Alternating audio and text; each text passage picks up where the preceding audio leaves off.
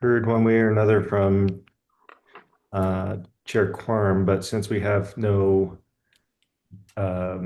votes or quorum needs, maybe I'll just assume the directing responsibilities for the agenda since it's pretty much me. I can just go from one thing to the next if there's no strong objections from any of the commissioners.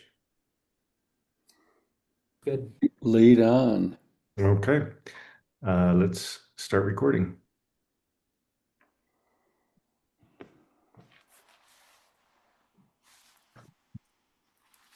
Right, looks like we're all right. Welcome everybody to the Indigent Defense Commission. It is our July meeting, July 16th. I am Matt Barraz. I'm the Executive Director of the Commission. Let's do some quick roll call here and introductions. I can, well, let's start with commissioners who are present. Michael Zimmerman, Judicial Council appointee. Aaron McKnight, appointed from the Utah League of Cities and Towns. Paul Dodd, also appointed with the Utah Leagues of Cities and Towns, and I'm with West Jordan City. Todd Weiler, concerned citizen. Margaret Lindsay, I'm the Child Welfare Representative, Utah County Public Defender's Office.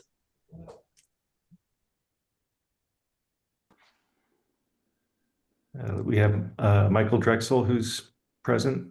Yeah, I'm Michael Drexel from the Administrative Office of Courts. But if he doesn't turn his camera on, how do we know if it's really him? I'm driving. I'm teasing. Thanks, Sorry. Senator. I liked your Sutherland Institute piece in the news today. Oh, thank you. Let's turn to staff now. I'm Katrina Adair, Grant Program Manager. Troy Gatmeyer, the Managing and Training Attorney. Daniel Lancaster, Capital Mitigation and Forensic Social Work Program Coordinator. We have Adam Troop on, but he is traveling right now and was mentioning he's got some bandwidth issues, so he might not be able to introduce himself. And we have a visitor, Noah Fioga. They stopped by the office earlier. She's a high school student from Granger, if I remember right. And so I thought I'd spare her from having to sit in the conference center with me, or the conference room with just me and the owl. But she's attending with a link there. So this is part of a government class that she's taking for high school. So we welcome her. And our first item on the agenda is the approval of the minutes. However, those weren't quite ready to be distributed. It's the end of the year, and Josh, who is the one who prepares those minutes, is just swamped with invoices that come in at the last minute. And so we'll be having those ready to go at our next commission meeting. So we'll pass that until next month. The second item on the agenda is a staffing update. As y'all know, we are actively seeking a new data analyst. We received over 700 applications for that position. And I'm happy to report that we are very close to making an offer there. We ended up interviewing 3 people. There were a lot of applicants from within the state of Utah government with a lot of different experience. So it was good to have some options there, but I'm just following up on some references and should be able to make a decision pretty quick here. So that'll be exciting to have our staff fully operational there. in a kind of a good news and bad news announcement. Ben Miller, who is the Deputy Chief Appellate Officer at IAD, he has accepted a position with the federal defenders doing death penalty work over there. So his last day is tomorrow, and that's a huge loss for the office for sure. He just seemed to have more time than anybody else I know. He was just kind of constantly working and doing just incredible work as well. He was very key to our post-conviction cases that we were taking and just dove right in and spearheaded that effort. So he's going to be leaving. He won't be far though, and so I'm sure that he'll stay in touch and still continue to help in any way that he can. Yeah, that's a huge loss to our state system. For sure. But it hurts less knowing that he's going to be doing good work in death penalty cases on the federal side of things. So we're definitely in good hands on that regard. So the main event here is an update or a review of our strategic plan. A couple of us here today weren't part of that process or are newer to the commission, but we about 3 years ago engaged in a process where we worked with a facilitator to create a strategic plan, kind of a mid-range plan that was a 3 to 5 year vision looking forward and trying to set objectives and some priorities going forward. And every year I like to dig that out and dust it off and present it. And it's a good measure for us looking backwards to see how much we've been able to accomplish since the creation of the plan. I refer to it personally pretty frequently just to make sure that I'm staying on track and we're going in the direction that was outlined by the plan. But we are getting closer to that endpoint in what the plan envisioned. So let me pull that up here. I've got some slides.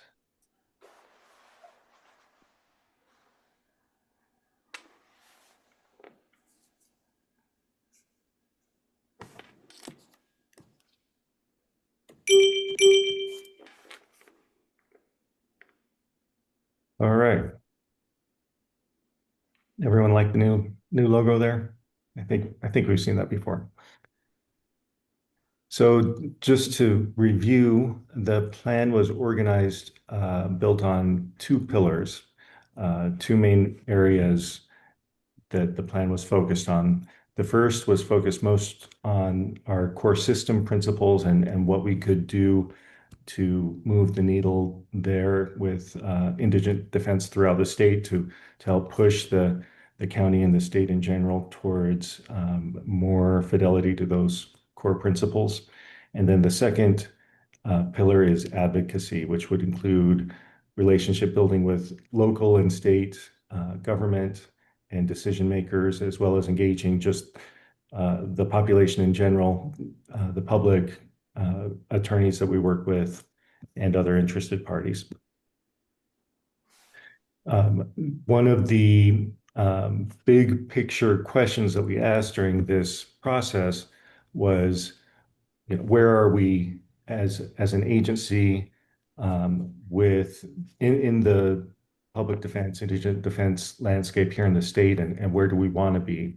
And we looked at this along a spectrum where on the one end, as it was prior to the IDC being created, where everything was completely locally controlled for indigent defense. At the other end of the spectrum are scenarios or systems where the state is completely in control of indigent defense. And where do we want to be? Where are we now and where do we want to be? So when we were looking at this, when we were creating this plan, this now circle that represented where we all agreed that was kind of where we were at, and where we wanted to be was pushing it forward over the next few years to where we had more of an impact and more control over indigent defense in general. And the way that we would measure that would be just looking at a kind of a totality of the circumstances type of view, just taking everything to account from our standards, our grant program training, the management that was taking place, specialization. So taking that all into account, where that would be a measurement of our progress there. I'm going to revisit this question, though, because a lot of the indicators and the measurements that help us understand where we are on that spectrum are things that I'm going to talk about in greater detail, and then we'll come back and assess where we're at.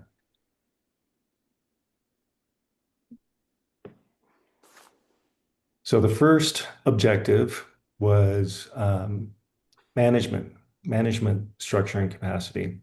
And so at the time, we still had a system where many of the managing defenders were kind of part-time managing defenders. They had management duties, but then they were also tasked with having significant caseloads.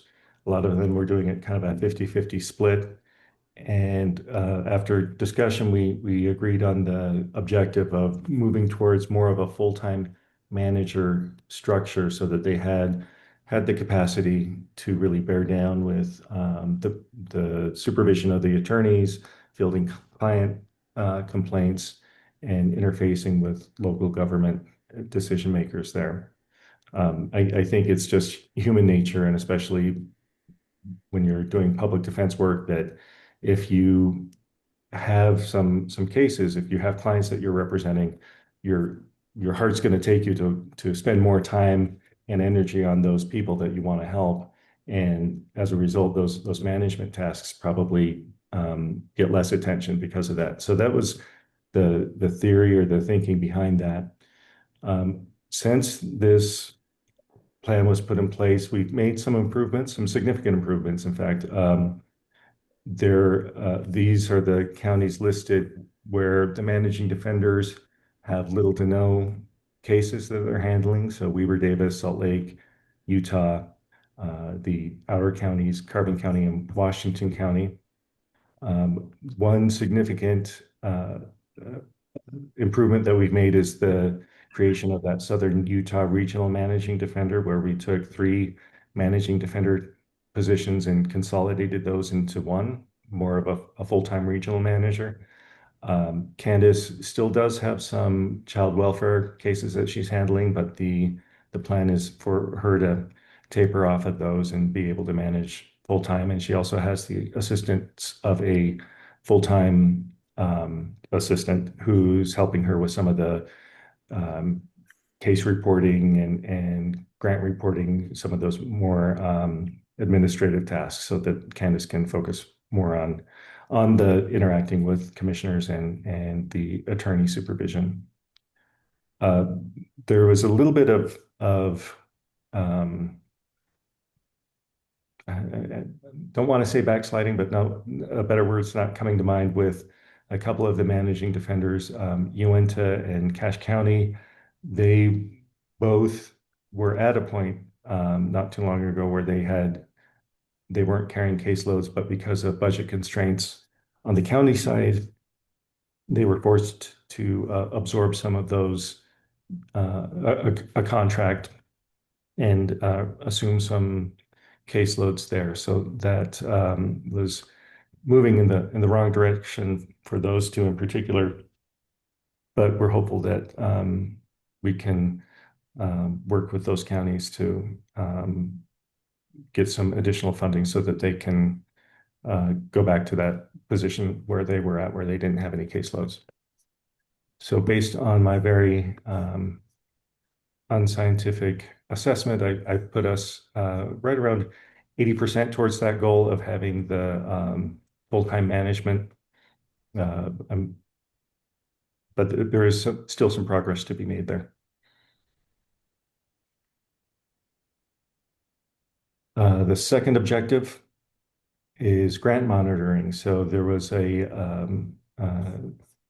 goal that we would create the presumption, which was already the practice, but that existing grants would be grandfathered in, that those would be stable, that the counties could rely on those, and unless there was a monitoring issue or a change in circumstances where that grant-funded position wasn't meeting its intended purpose, that those would continue and be renewed.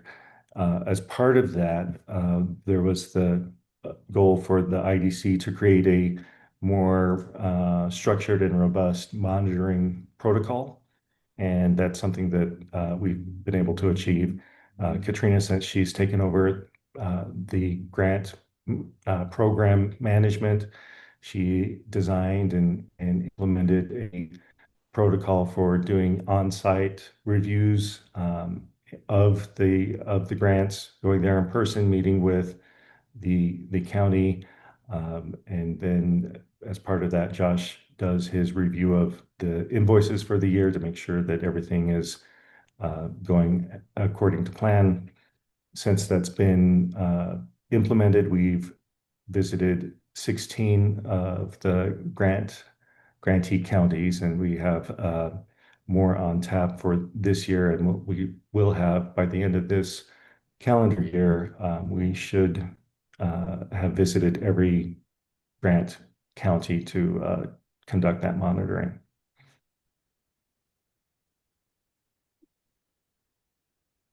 Objective 3, resource allocation. So this was a recognized need by the commission to come up with a formula to ensure that the grants are being distributed equitably and fairly amongst the counties. There was kind of this history where the counties that were early adopters sometimes ended up with a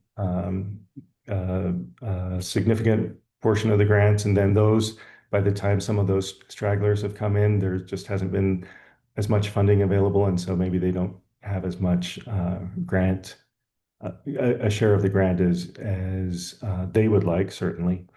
So we've been looking at this. We put together a task force or a working group within the commission to take a look at that. We met and did a review of the grant history and the current landscape for how those are distributed amongst the counties. And we've worked with some different models to take into account different factors, such as how much the county is contributing, right?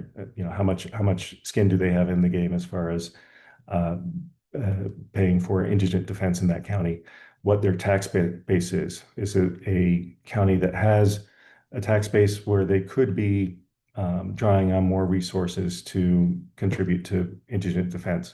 What are the caseloads like? Is it a county where they have a surprisingly high number of cases, maybe they're on the I-70 corridor and there's lots of cases being generated there from people traveling through?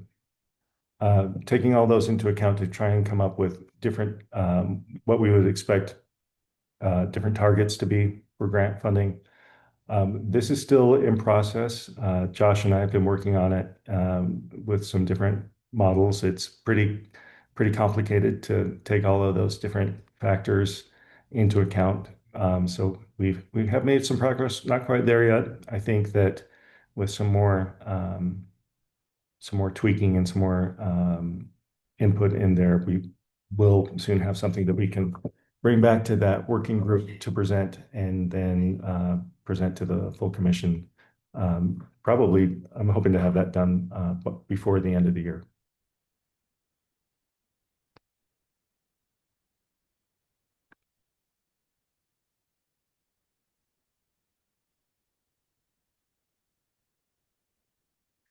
Okay, objective 4, measuring quality representation. So one need that was identified was the need to be able to better understand especially amongst the areas where we have a lot of contractors providing indigent defense services. Just how good of services are they providing? How are they representing the clients? Are they meeting with them promptly after being assigned a case? Are they communicating with them throughout the pendency of the case? Are they filing motions? Are they going to trial? A lot of that information we just didn't have a lot of depth to it. We have the surveys that we put out semi-annually to the attorneys where we ask some of those questions, but those are self-report, and that's kind of hard to have a whole lot of confidence in that information. So we were given the task of developing checklists to not only help to communicate to the attorneys doing the work what the expectations are, what best practices should be, but also to help them have this tool where they can use it in their own practice and make sure that that they're not missing anything, that they're able to hit all the touch points that they need to in order to provide effective representation. In addition to it being a training tool, that is something that the managing defenders can use to be able to assess with an attorney if they're missing anything, if there's some additional attention that needs to be paid, if there's trends in that person's practice that need to be improved so that they can help them to improve their representation. So with that checklist, that's something that we had intended to do a little bit later on in the strategic plan when we were kind of crafting this. We put a goal of having that done not even done, but we're going to start working on it, a work group by the end of year 3 of the strategic plan, which would be the end of 2026. But because of a federal grant that we were able to tap into, we fast-tracked that. And so we bumped that up in priority, and Zariah and Leslie were heavily involved in the development of that. And happy to report that the primary checklist, the main checklist for adult criminal work has been completed, and that's been rolled out we have been working with Utah County Public Defenders to kind of test that through and see if there's any changes that need to be made. But in addition to that particular checklist, Zariah and Adam and others have been working on some checklists for child welfare practice, youth defense practice. Zariah, I know I'm putting you on the spot here, but can you give a little update as to some of those other practice areas and maybe some of the specialty checklists that you've been working on? Yeah, I want to applaud the Child Welfare Strategic Group. They've been working so hard on creating the checklists, and we were able to showcase them at the annual UFTA conference that was in May. And so since then, these checklists have been used. We've gotten great feedback, and we hope to develop more. So we focused on a couple really important hearings, such as a permanency hearing, shelter hearings, the family plan. And we just got some feedback from Mike McGinnis up in Cash and Box Elder. And he says that he keeps a copy of his checklists in his briefcase when he goes to court, just because of how often he goes back to use them throughout the hearings. And we were able to make a really beautiful one using some AI, right? So there are connections to statutes, case law, common objections. So it's a really great tool. And anyway, so that's going very well. So we'll start to add some other checklists as we move on in that project. Zariah doesn't know this yet, but Jason will present it to that group. But I've created a single page, also kind of cheat sheet as to the new guardian ad litem statute. Oh, lovely. So I'll present it, get feedback from the others, but it basically details what the guardian ad litem is expected to do at every hearing, and what, their independent investigation must be, what they can rely on, what they can't rely on. So again, I think we're just continuing to make great strides in the child welfare area, and I hope to be able to add some as well to the delinquency here soon. That's fantastic. Thank you. Yeah, so we're meeting tomorrow with that group, like Margaret said, and we have 5 different defense attorneys that are going to share their experiences. Margaret's one of them, who was able to get her child welfare attorneys on board. And anyway, so I'm really appreciative of the work. This is a group effort, and we do want to recognize them for that. And because these 2 checklists have been going so well, we decided to open up the program in delinquency law. And so we're in the beginning stages. You can imagine when you sit down with a group of really smart attorneys, they have so many ideas, right? And part of creating a checklist is to brainstorm what are the most important hearings, what are the most important areas that attorneys need to make sure they're keeping on the top of their mind when they're in practice, when they're in court.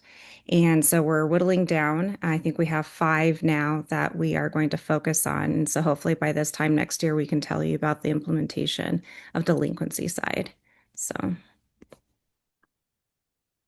Yeah, as you can see, it's really taken on a life of its own and created a lot of momentum, and it's been very exciting to see it take shape in all these different directions. So thanks, Sarai, for that update and for just spearheading that effort in general.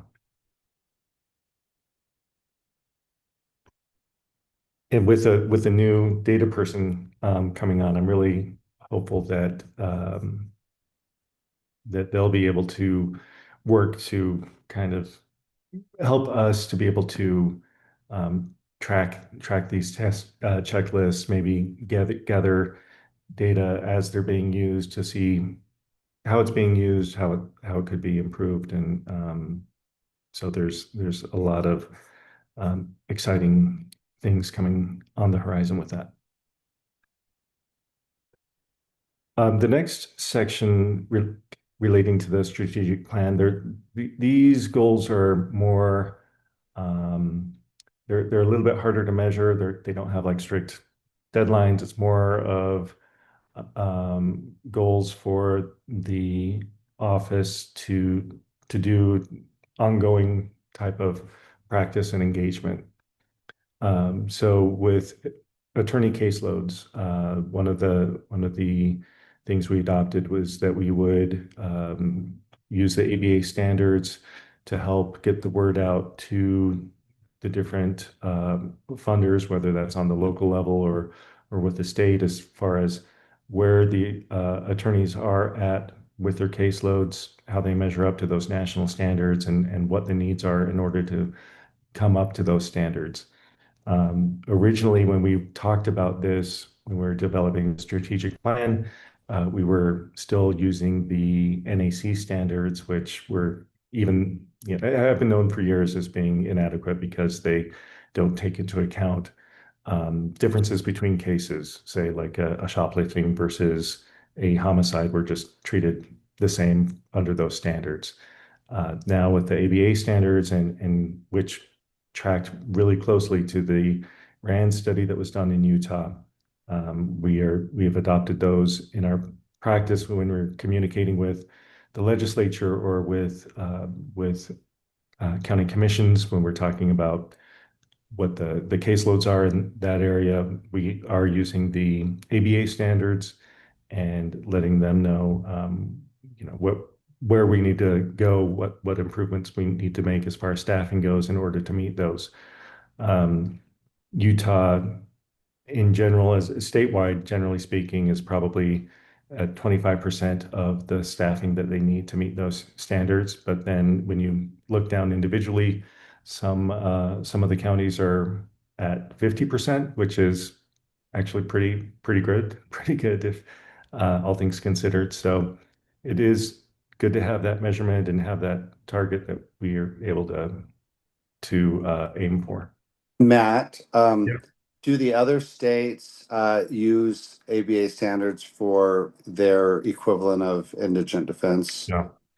I was just attending a panel a couple of weeks ago, and there's been it's been a fairly universal movement to work towards those.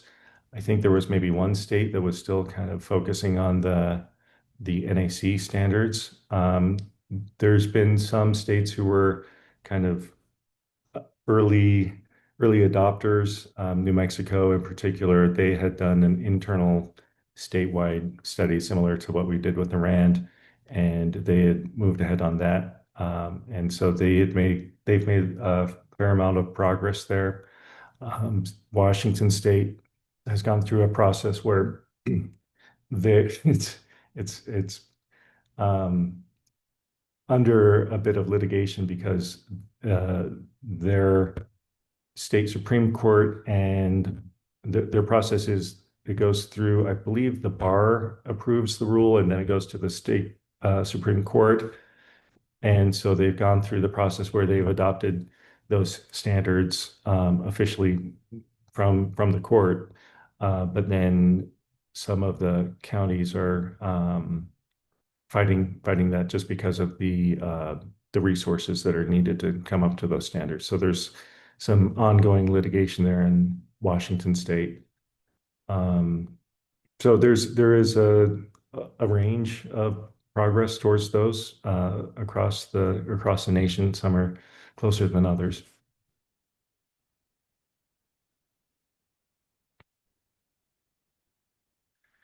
Uh, Relatedly, attorney compensation, that's something that we work to inform uh, the decision makers and funders throughout the state,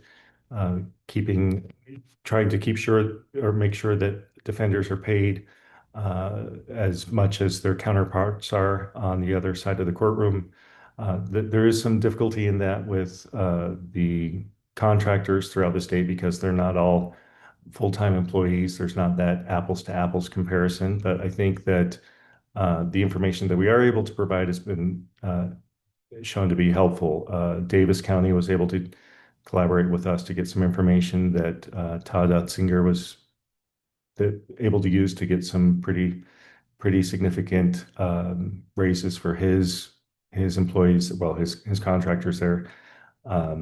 Most recently, Tooele, we worked with Tooele and Corey Caldwell, the managing defender there, to help them present and get a 20% increase to their budget. So we've had some success just giving the information, collecting the information, presenting it in a way that makes sense, and helping the managing defenders make their case.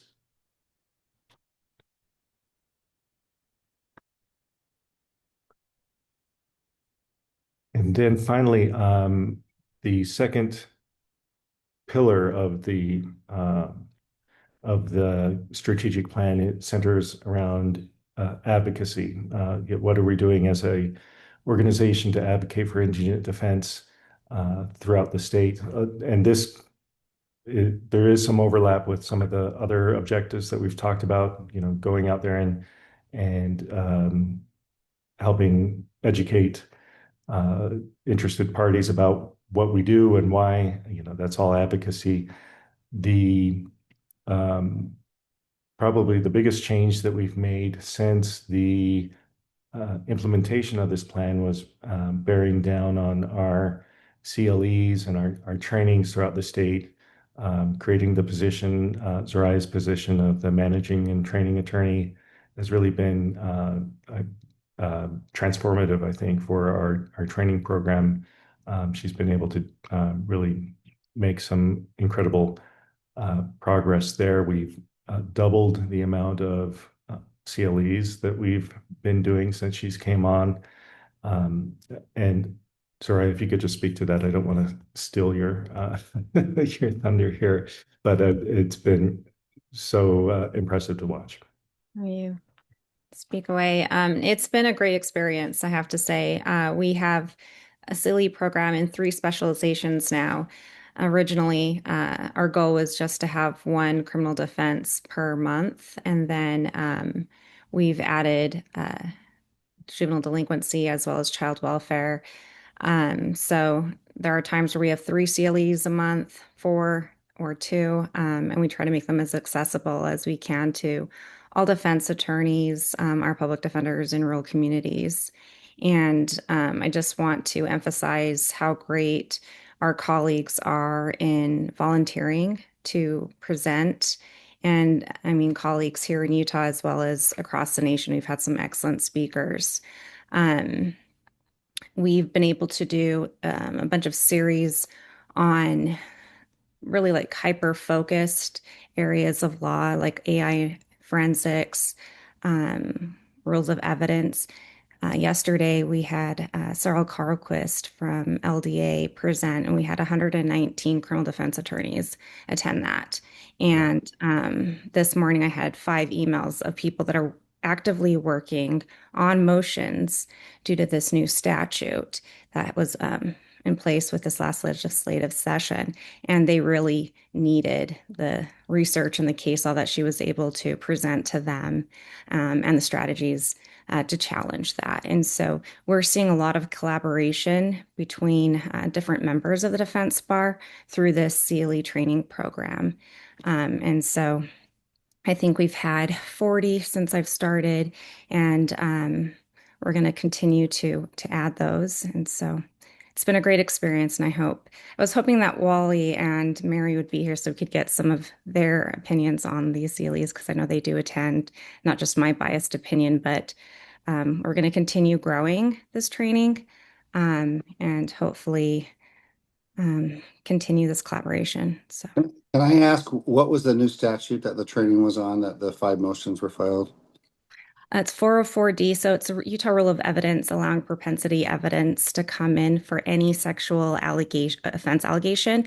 So Okay. Utah's statute is broader than the federal statute, right? And so, And I think that we were told, and this won't be the first time that we were lied to, but I think we were told, if that's the one I'm thinking of, that it was going to bring us into conformance with the federal statute.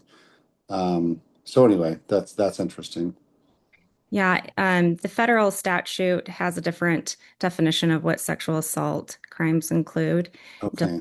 And so this one, the way that our legislative created this statute, it includes any allegation of sexual assault. It doesn't have to, and there isn't a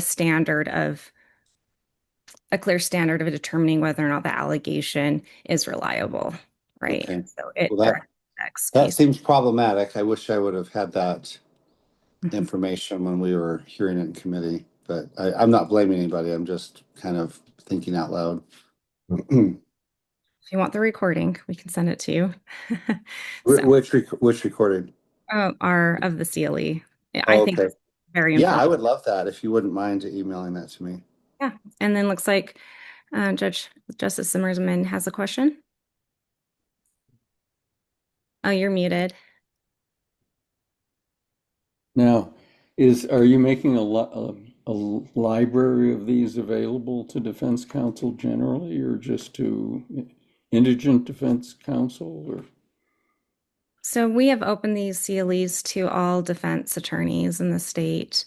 So it's not limited to indigent defenders. We really want to build a community through the defense bar so that rural attorneys are able to collaborate with others that have maybe more resources or trial experience. And so anyone that is a active member of the defense bar is able to access these trainings for free. And we do handle all the credits with the bar. And the recordings, can they access those too? Those are offered on a limited basis. We're still working out the specifics of how we can house them and protect like the work product we have. Yeah, it sounds very valuable for the defense bar as a whole. Yeah, thank you. Zura, I know that I have certain attorneys that always have court on Wednesdays. what is the easiest way in those regards? Because we generally will talk about the training, sometimes share whatever materials are shared, but if they want to go and listen to those, is it just reaching out to you or? Yes, that's a great question. And no system's perfect. Wednesday was the best day for most attorneys throughout the state for criminal defense. For child welfare and juvenile delinquency, we host those usually on Fridays because that's a better court date. But if public defenders are not able to attend due to a court conflict, we do provide the recordings to those attorneys and the materials, and they can communicate with me on the process of getting credit for that. I just have to ensure that they watched it and they paid attention. So just an extra step that is no problem for me to work with those. I'm not sure that the credit hours are usually that problematic. They always have more than enough, but I know the material I know would like to listen to it is in addition to us sharing the slides and things with them. So that's great. Thank you. I appreciate that. Tell these attorneys not to be shy. We Okay. work to share information. That's our goal, right? So. And just so everybody knows, I think if they are watching the recordings and counting on the hours, I think you're limited to 6 hours of CLE credit per year for a recording of a past event. So you can't get all of your CLE by watching old recordings, is what I'm trying to say. Yes, we have explained that. The interesting part is that we're offering so many CLEs and people are attending that people are getting 40 CLEs. So the credits haven't been a problem. Numbers haven't decreased. So that shows is attorneys want to grow in their fields. They have questions and it's like you were saying, it's not necessarily about the credit hours. It's more about the information and the ever evolving judicial and criminal defense practice. So yeah. Well, thanks for doing that. Yeah. Yeah, and in addition to the online CLEs, we've started, and this has been something we've wanted to do for a while now, is to do some on-site small group trainings. And so Zariah and Daniel were able to go to Carbon County and do a full day training with the attorneys there. They brought along a couple of investigators, private investigators, to talk about how to use a private investigator in your practice. Zariah, why don't you talk a little bit more about that? Yes. Before I do, I want to make sure that everyone knows that we are cognizant of making these efficient and saving money, right? So none of our online CLEs have cost us a penny. Everyone has volunteered, and we've had some great national speakers, and we continue to get those. So we did do our first in-person training, and the impetus for this training was actually a direct response to the contracted public defenders in Carbon County that were having trouble discerning when to hire an investigator, how to determine which ones to use and why they're important, right? And so the managing defender reached out to us. And so one that taught us that there is a really good relationship and supervision role that Robert Oliver, that managing defender, has over this group.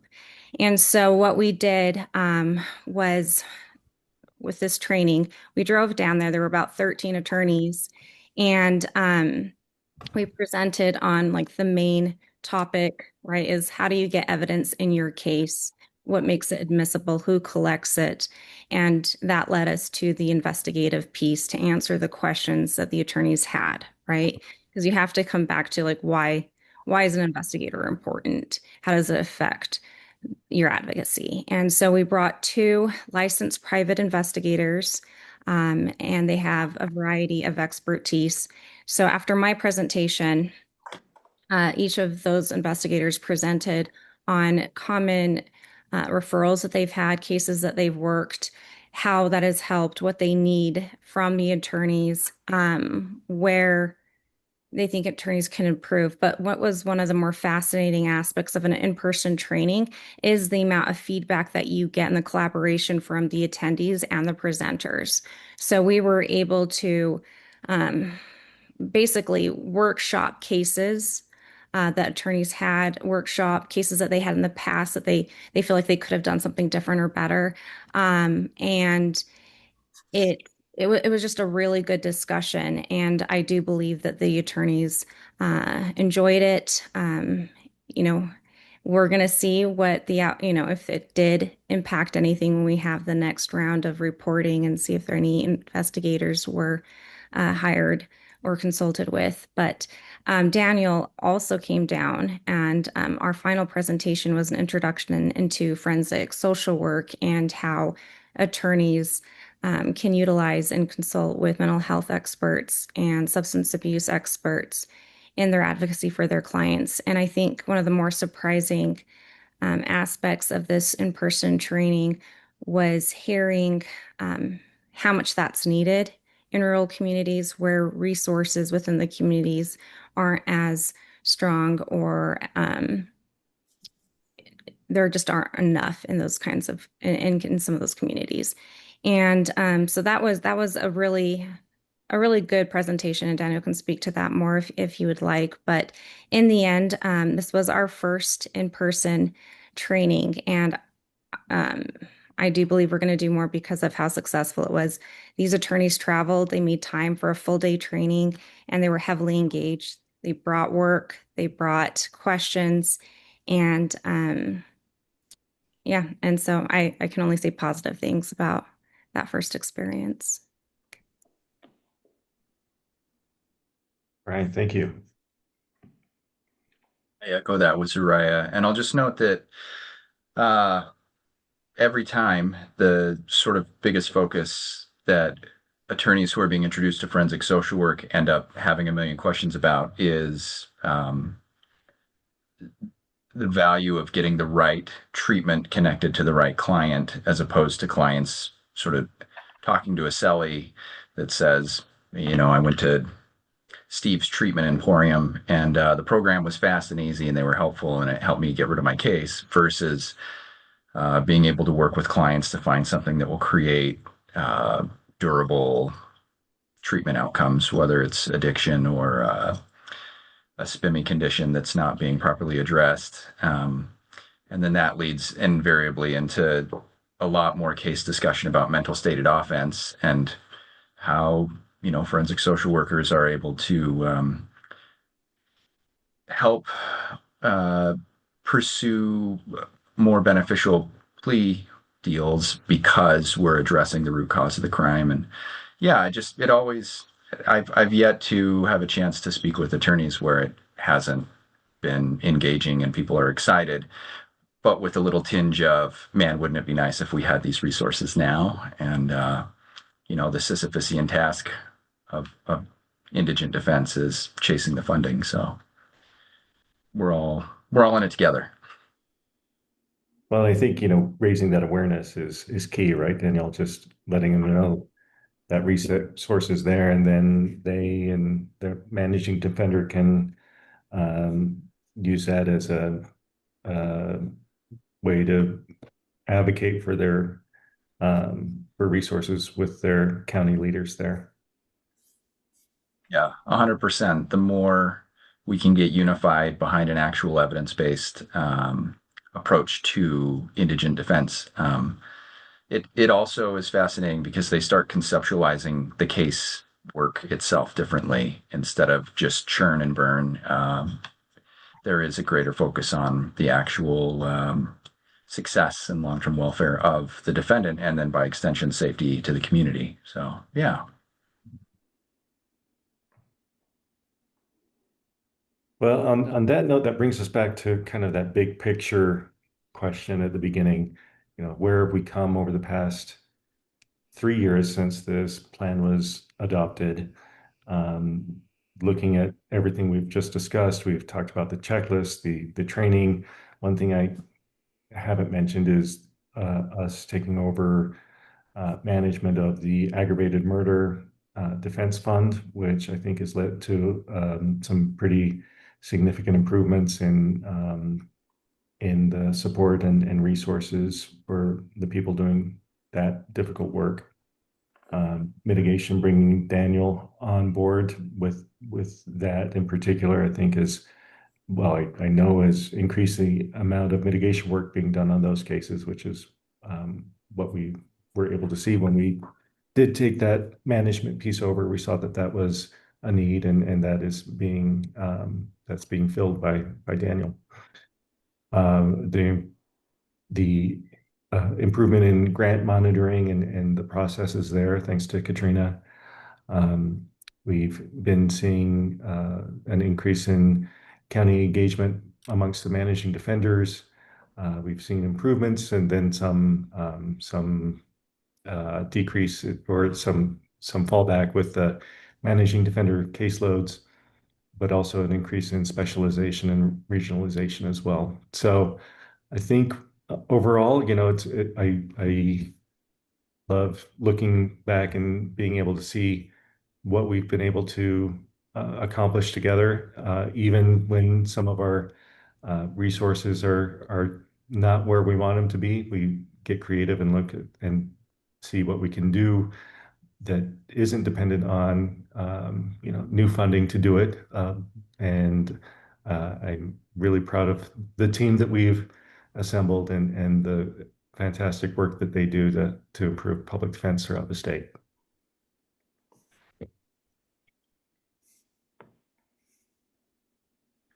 And with that, any comments or discussion generally about the strategic plan, what we still need to do? I think that we are, it's about time for us to revisit this plan now that we've accomplished a lot of the objectives that we set 3 years ago. It's probably time to make some new goals and some new objectives as a group and make sure we're on the right track as an agency. There's a few ways that we could do that. I'm still in touch with Lisa Van Benese, who was the facilitator of the strategic plan 3 years ago.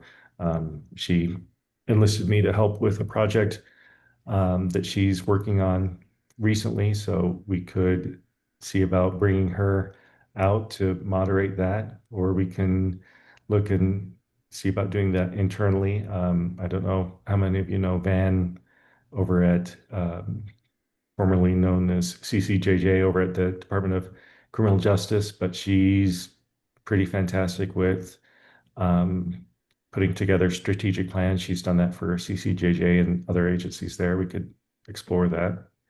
Does anybody have any thoughts or preferences before we get too far down that road?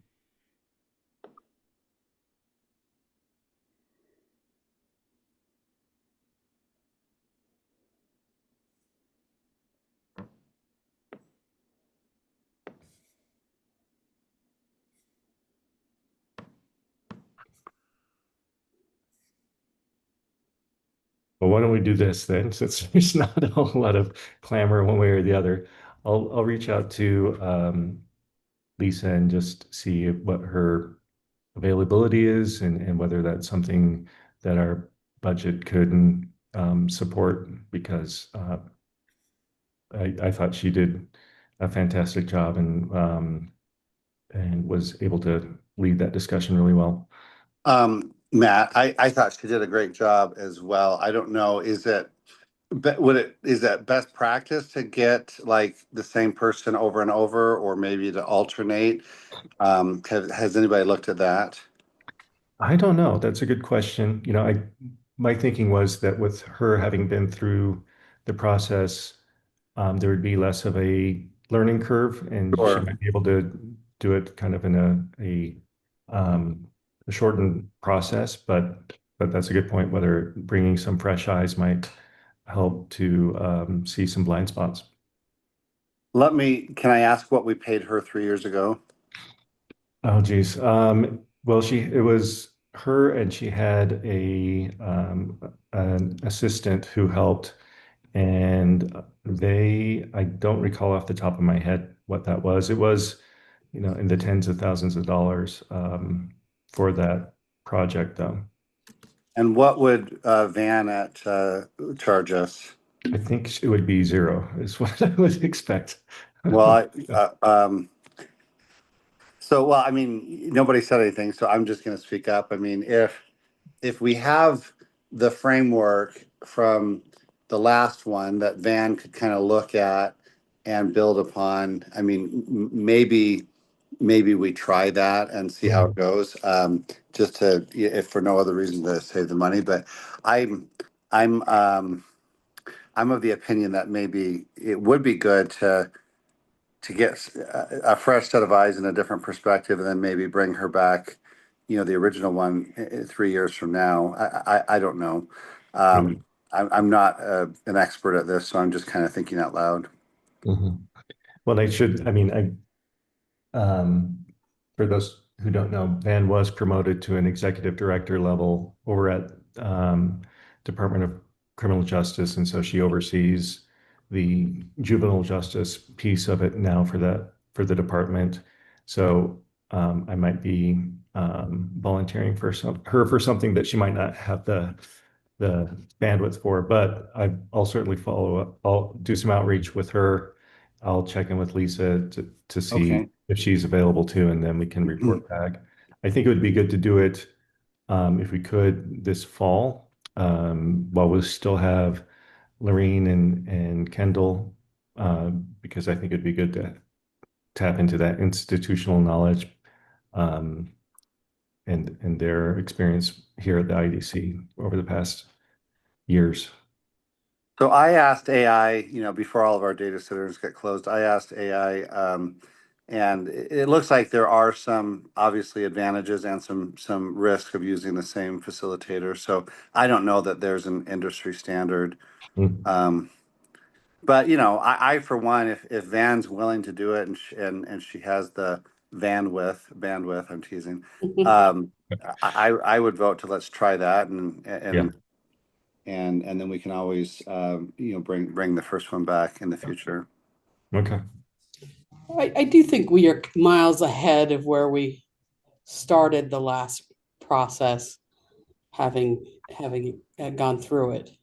I think we probably have learned a lot about the process and where we're at and where we still need to get to. So I don't have no objection to a change. Yeah. Maybe that kind of hands-on part of it, as far as asking all those questions about vision and such. Maybe that is less needed this round since we've been through that process already. Okay, well, I will report back on that. So thanks for the input and the suggestions. And then for our final item, everybody's favorite thing to do is to receive training on the Open and Public Meetings Act. We are actually out of compliance on this, so I figured we would just get it going. I have a video that was put together by the state auditor's office. How many of you have been through this training in the past, I don't know, year? So, a couple of you.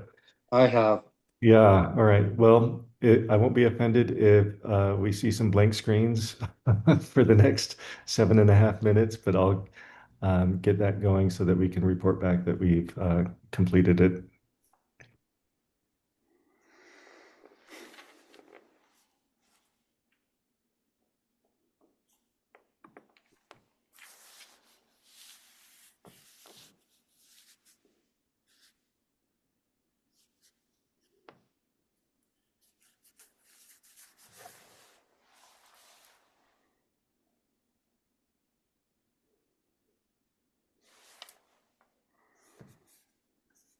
Wait, you don't write anything down after conversations? This is Pocket.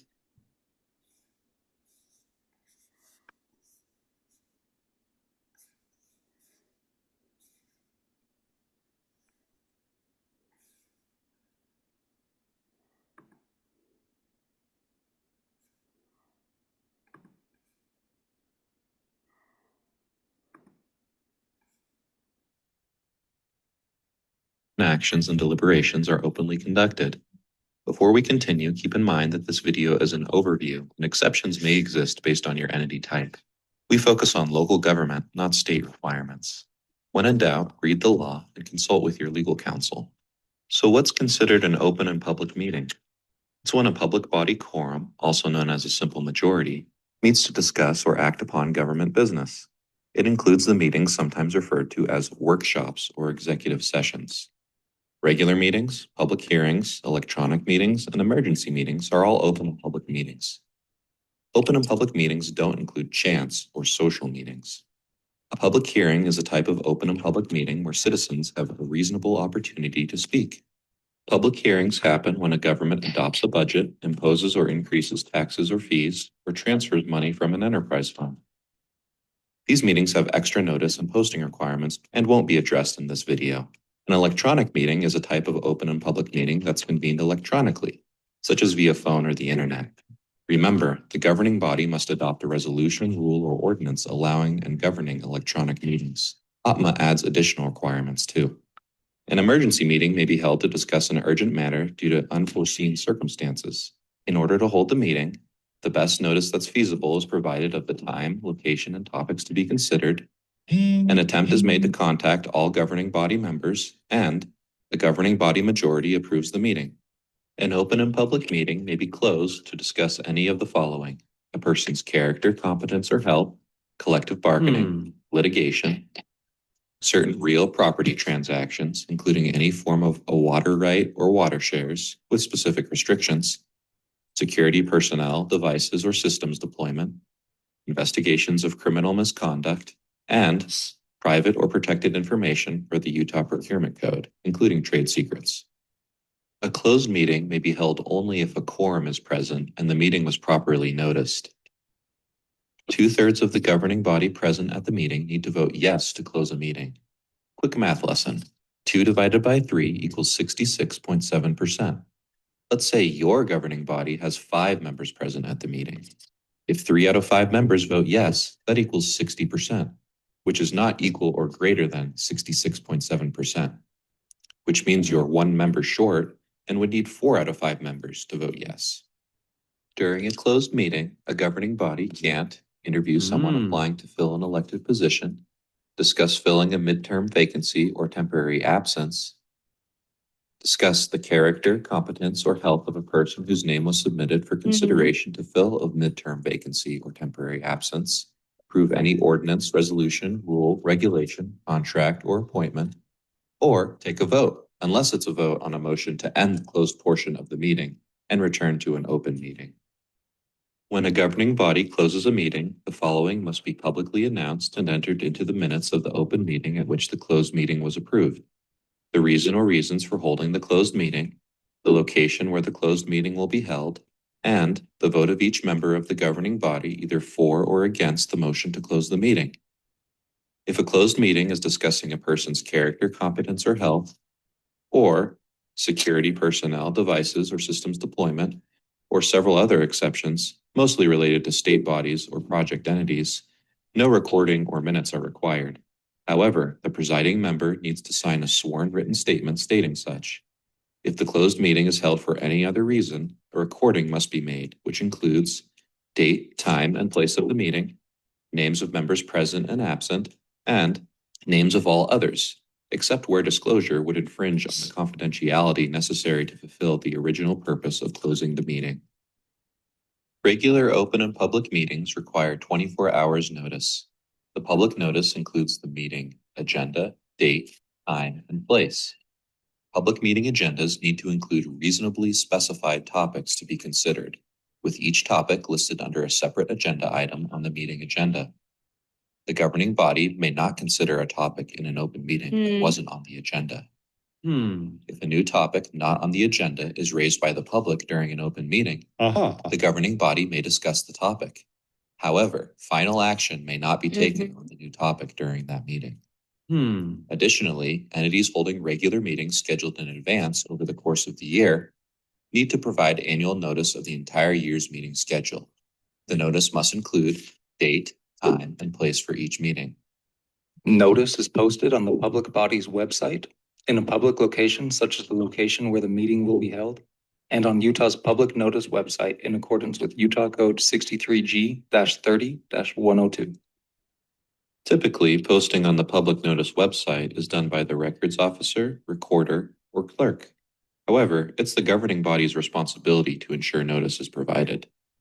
State Archives has prepared a training manual and quick guide for owners and posters, as well as training videos that can be accessed at their website, archives.utah.gov. Written minutes and a recording are kept of all open meetings, with few exceptions. Written minutes include the date, time, and place of the meeting, the names of members present and absent, the substance of all matters, names of citizens providing comments, the substance of the comments provided, any information a body member requests be entered into the minutes or recording, and a record by individual member of each vote taken. A body with elected members must record each vote in list format by category for each action taken by a member, including yes votes, no votes, and absent members next to each member's name. A recording must be a complete and unedited record of all open portions of the meeting from beginning to end, and be labeled with the meeting date, time, and place. All or any part of an open meeting may be independently recorded by any person in attendance if the recording does not interfere with the conduct of the meeting. Pending minutes means written minutes of an open meeting in draft form subject to change before being approved by the public body that held the open meeting. Pending minutes must contain a clear indication, such as a draft or pending watermark, that the governing body hasn't yet approved the minutes and that the minutes are subject to change until the public body approves them. Approved minutes means written minutes of an open meeting approved by the public body that held the open meeting. Entities must establish and implement procedures for the public body's approval of written minutes. Public meeting pending minutes, approved minutes, and recordings are public records under GRAMA. Any individual who publicly presents information relating to an item on the public body's meeting agenda must provide a copy of the information for inclusion in the public record. Make pending minutes available to the public within 30 days. Within 3 business days after approving written minutes of an open meeting, make approved minutes and any public materials available at the Utah Public Notice website, the entity's primary office, and the entity's website. Within 3 business days after holding an open meeting, make an audio recording of the open meeting available to the public for listening.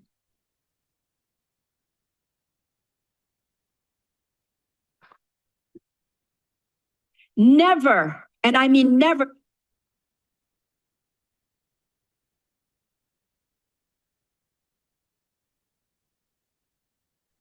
Mumbles and hms really increased the engagement there for me. They nailed it. Welcome back. All right. I thought that was Matt humming, the whole time. So Okay. Check that off your to-do list. Thank you, everybody, for your attention there. So last item on the agenda, public comment. Any public comment? Don't see anybody from the public. Our high school student doesn't have anything to say. I think that video scared him off. No wonder. Okay, well, and then our next meeting is August 20th at 2 p.m. So we'll see you there. Final motion, anybody? Motion to adjourn. Second. Let's do it. Okay. Thanks, everyone. We appreciate you. Stay cool. Thanks. Bye.